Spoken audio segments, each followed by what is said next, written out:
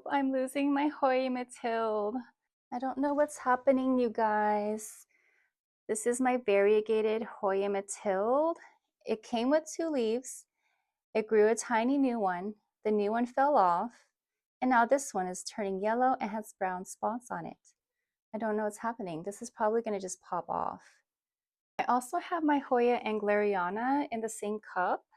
And this plant is doing just fine. It has sprouted out a whole new vine, which is growing like crazy.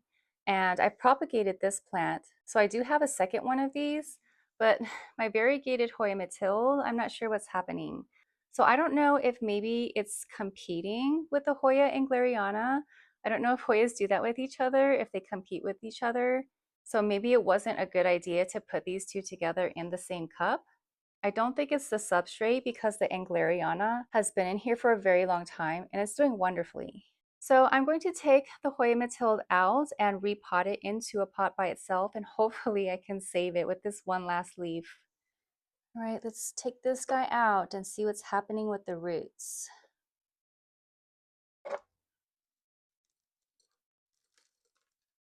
See if I can gently wiggle it out without ripping any roots. So the substrate that it's in is tree fern fiber and perlite, which I thought was really good for the Hoyas. It seems to be working well for them, for most of them. So I'm not sure what's happening with the Hoya matild. Maybe it prefers a different watering schedule than the angleriana. So let's see if I can get it separated and try to save its life.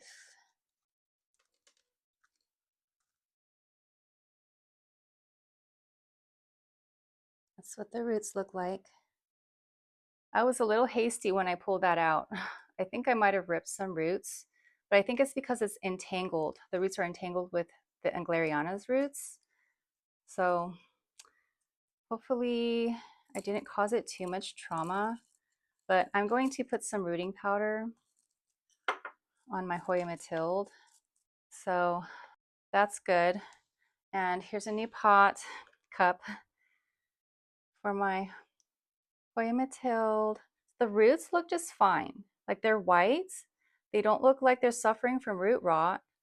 So I don't know if this is like a fungal issue with the brown spots. Like maybe it's a fungus, which is like not affecting the angleriana. Or I do know that plants sometimes they compete with each other. So I kind of wonder, since this was more established plant, maybe it was competing with this one. I don't know. I'm just taking a guess. But I'm going to put this into pon and see how it does. All right, so I'm going to be generous with the rooting powder. Okay, that should be good. And now time for some pon. So I'll just put a little layer at the bottom and then fill in around the plants.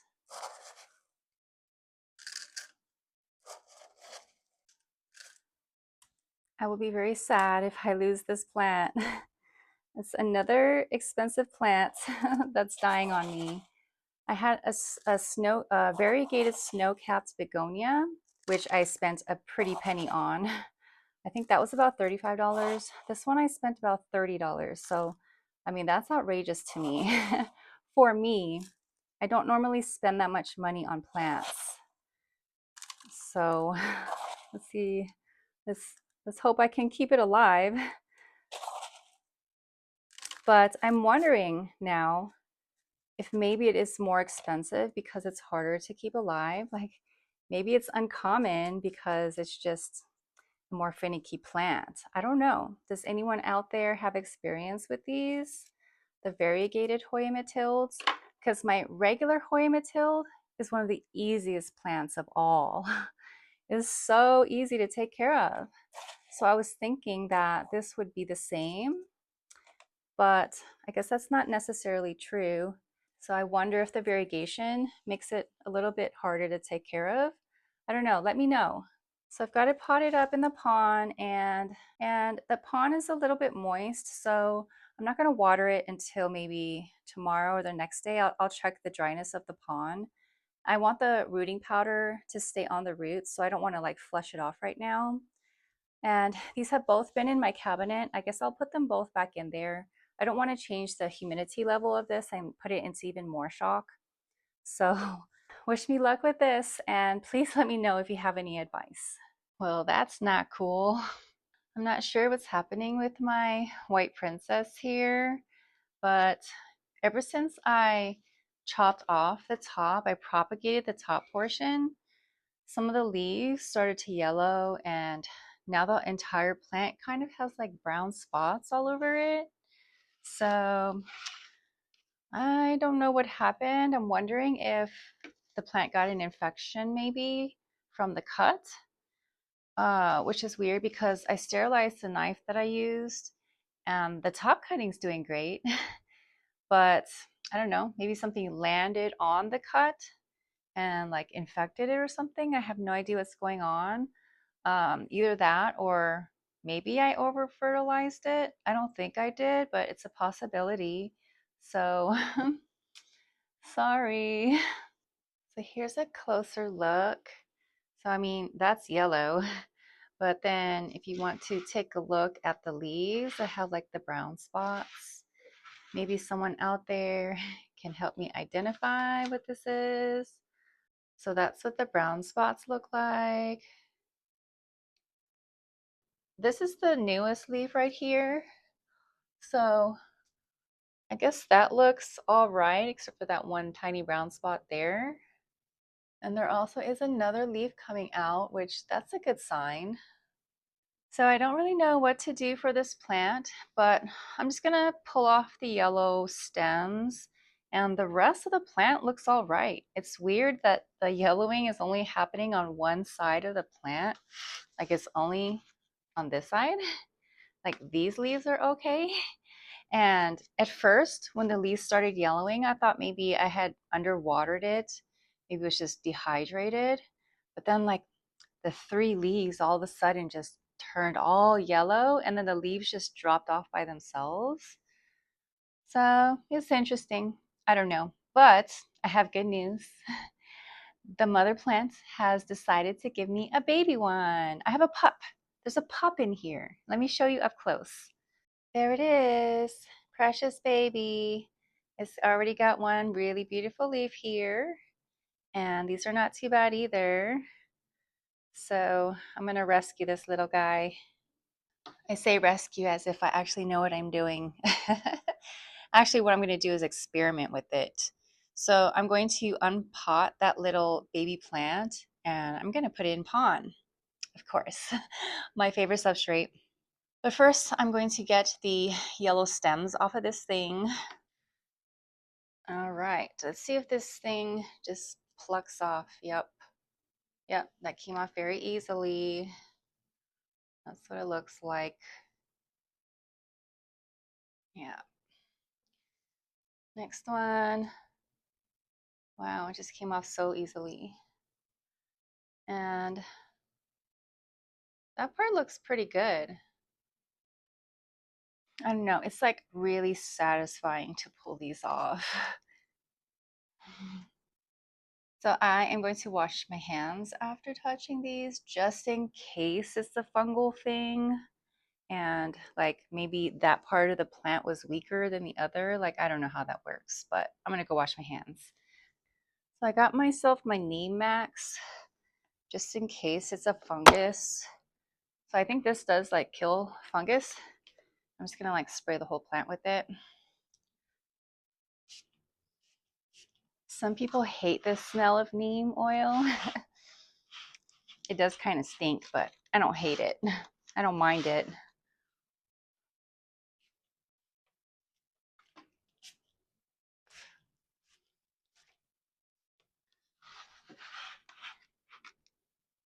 Now I'm going to somehow dig out this little baby. All right, I guess I'll just carefully kind of dig around it. See if I can scoop it out of there. I'm gonna transfer some of this soil over into this pot, and I'm going to put my string of turtles propagations in here.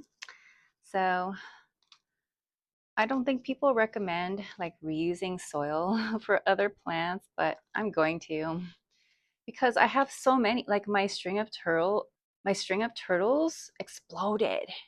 It is cascading so long right now, and I have like 3 propagations going. So I'm going to put some of them in here using this soil, and I might have to get soil from another pot from a dead plant. I just don't want to waste the soil, and since I have so many of the little string of turtles, like I won't feel bad if they die, but I don't think they will. So I don't know if this soil is contaminated with fungus or not, but like I'll just use some hydrogen peroxide the next time I water like both pots. So I kind of wonder if this pup is like connected to the mother. I guess it is. It grew off the mother. So I might have to break some roots, but I'm gonna try to save as much as I can. The roots look really fine on the baby plants.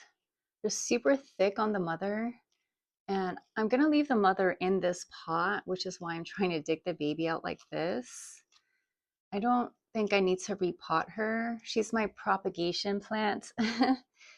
And I mean, so far she's been doing okay, except for those 3 yellowing leaves. I've been digging for a few minutes. It's starting to get kind of loose. The roots are like really skinny, and I don't know how deep they go. So I guess I'll just keep digging. I feel like I'm getting close, but I accidentally ripped some roots. I was trying to be gentle, but I guess I tugged a little bit too hard. I just feel like it's getting so close. These little roots, they must be going down pretty deep, but also it's probably connected to the mother. Oh no, I broke off a leaf. Look what I did. The seal guy just popped off. Oops. But you can see, like, I think this really thick root is connected to the mother. And then it's got all these fine roots, which I think I'm breaking them.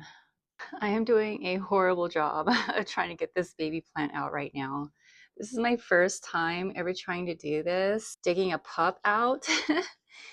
I should probably unpot the entire thing next time.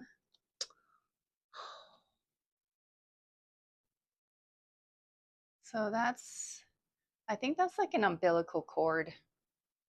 I'm about to cut the cord, and I know it's not an umbilical cord, but like it seems like it is. I'm pretty sure that that part is connected to the mother and is going like deep under. So I'm afraid if I tug on it, it's gonna snap off in the wrong place. So I want to try to cut it down as low as I can. All right, it's kind of dark. Let's see, this leaf is in my way. Okay, I'm gonna cut down as far as I can. There. So that's what the root system looks like right now. I really hope I didn't just kill this baby plant. I know plants are resilient. It'll be fine. All right, so let me just fill this hole back in and put the mother away. Okay, back she goes. All right, I'm gonna rinse off these roots.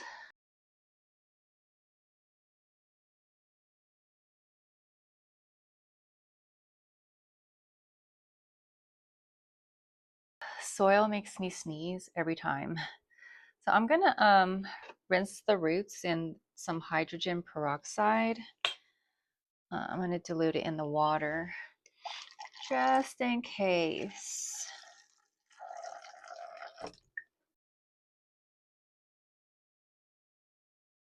I found the perfect size container. Just fill this up with some pond. Drainage holes in there.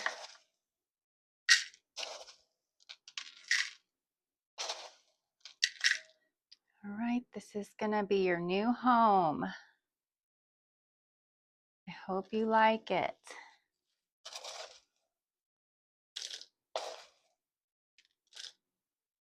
I was thinking about doing this like a water propagation and just like leaving it in water, but I changed my mind.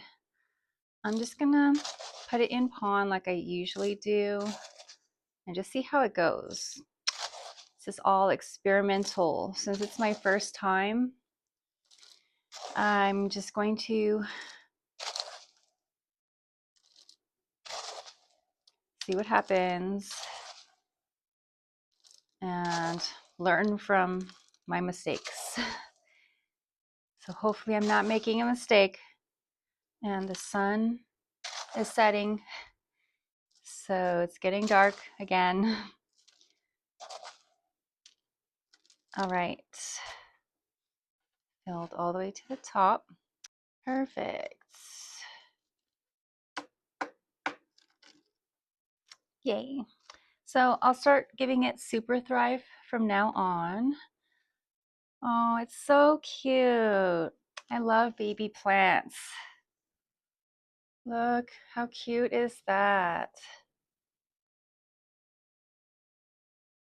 All right, I don't have a watering dish, so I'm just gonna let it pour out into this cup. I just want to make sure that the pond is soaked with my Super Thrive water so the plant doesn't dry out. There. So now I just need to find like a little tray so that I can keep like this much Super Thrive at the bottom, like a cache. Oh, so precious. I hope it stays alive.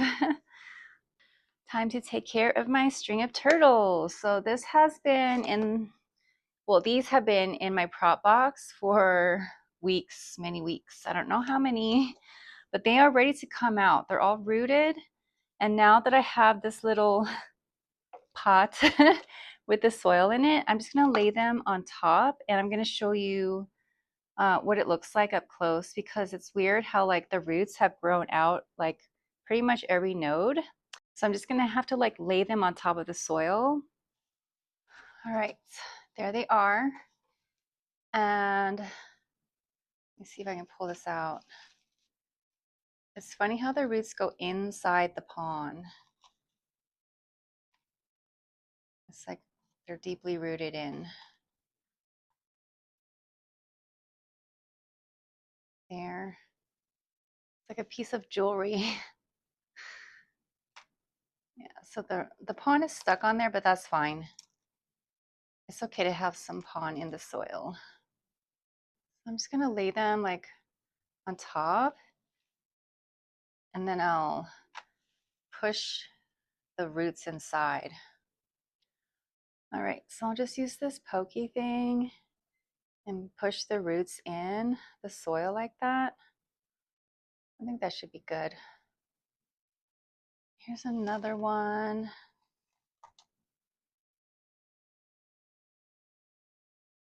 I'll just plop this right here.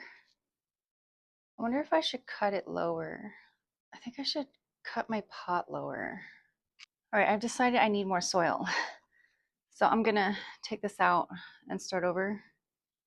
And I got some old soil from a dead plant. I don't remember what was in there. I'm just gonna use it. So I don't wanna waste it. I think the soil is still good. Actually, what is in here? Why is there perlite? It's fine. Oh, it's so dusty. I'm gonna spritz this down to try to get rid of the dust. I'm finding some dead roots in here. I was advised against reusing soil with dead roots in it, but I think it'll be okay. I have so many string of turtles propagations going right now, so this is what I'm gonna do. Oof. There's a lot of perlite. I'm gonna mix this up. Okay, so let's start this over. I'll put this on the edge.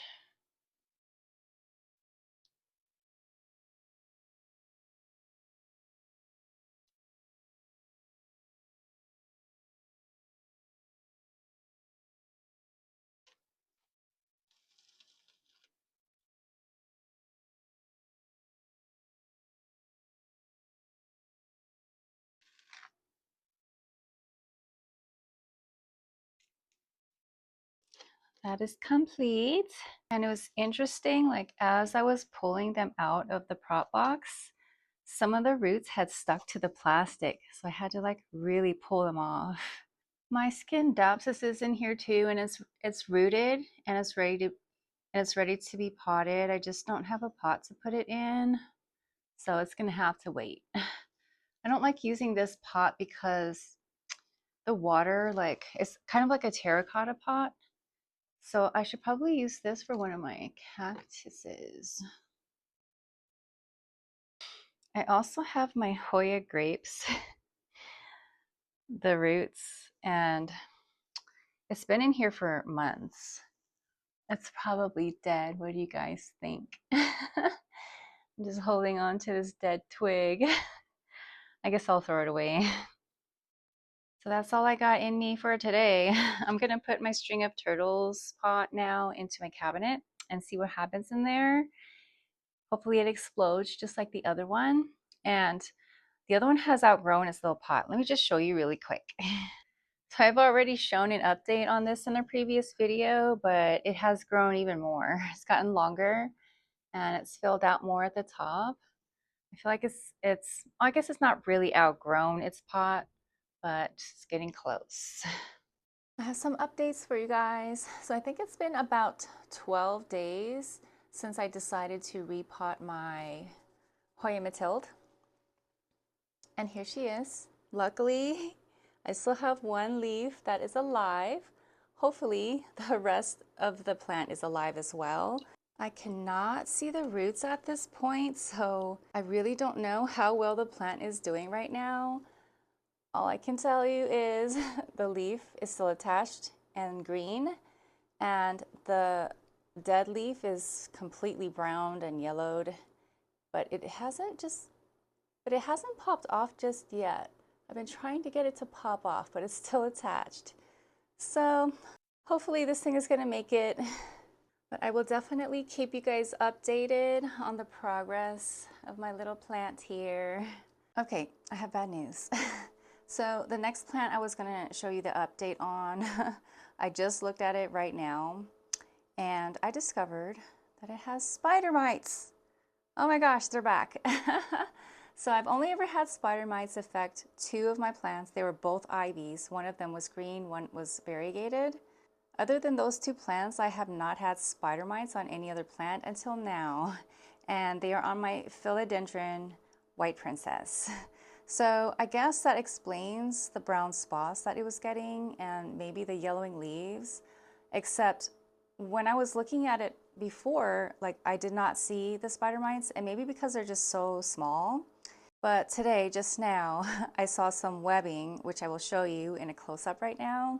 So I don't know if they are the cause of the yellowing and brown spots, or if they just got attracted to the plant because the plant was sick and they are now able to take over. But it doesn't really matter at this point because now I just have to get rid of them. So I actually just gave my plant a shower, like in my shower. I tried to spray off all of the webs. So I'll just wait for the leaves to dry and then I'll spray it with some neem oil. I also need to mix up my insecticidal, like preventative spray that I got from a community member. She had a recipe for us all. And by the way, if I haven't invited you to our community yet, it is called Cozy Plants on SKOOL. You are welcome to join us. It is free and private. And we've got some fun things going on in there. We're sharing our photos with each other, giving each other advice on plant care, and we are currently building out a Hoya library to help each other identify our no ID Hoyas. I hope to see you there. So finding bugs on your plants is never ever fun. And now that I have them on this one plant, I'm so paranoid that they're going to be on all of my plants now. So I'm going to have to be super vigilant now and start checking all of my plants in the area. And I kind of think I should invest in a magnifying glass because those little guys, they're so tiny. It is so difficult to see them. If the web is not there, it's like almost impossible to know that the spider mites are there. And I feel like once they've colonized with their webs, it's like, then there's so many of them at that point. So I just need to hurry up and mix my preventative spray. I've been putting it off. I'm such a procrastinator with this stuff. I need to mix it up today and just spray all my plants in the area like today. So I have isolated that plant and I was kind of thinking about it. I wonder if when I made the cut on there, I feel like it was so abrupt that maybe the plant kind of was really stressed by that from the propagation, and then maybe it attracted the spider mites because it was like not doing well. So that makes me think that from now on in the future, maybe I should start doing air layering with like the bigger plants that have like the huge thick stalk like that one did. So I'm gonna try that next time. When I'm ready to propagate it again, I'm gonna try air layering instead, and hopefully it won't be as traumatic to the plant. I don't know if you guys can hear that, but my neighbors have their landscapers over and it's really loud right now, so I hope it's not too loud for you guys. But here is now an update on the baby plantlets. So this is from my white princess, which you saw earlier in the video. And this also does have some brown spots on it, but I do not see any webs and I don't see any spider mites so far. But for sure, once I get my my spray mixed up, I'm gonna spray this thing like crazy all over, top and bottom. And then I don't know if I need to do the insect oil for like inside the pond. I don't think I need to do that. I think I just need to spray the leaves. But good thing that this is still alive and the brown spots are not spreading, so that's a good sign. So I'm just gonna have to keep a really close eye on it. So as far as my string of turtles that I just put into the soil, it hasn't been that long since I did that, but they are doing pretty good so far. They are not as dark green as my other propagations. For some reason, the leaves are a little bit more yellow or like pale, and it might be due to me allowing the water to dry out a little bit too much in the propagation box at one point. But I will show you a close-up of what it looks like right now. And I honestly cannot tell if there has been new growth or not, like it just hasn't been long enough. But for sure, I will keep you guys updated on this also in the future. I do, however, have very good news on some previous propagations that I had done in very earlier videos, and I'm going to show them to you right now. Here is my Peperomia Ruby Cascade. I've got them propagating in this little container, and there's definitely new growth, so yay. That's a good sign. I don't see roots yet, but they might be inside the pumice.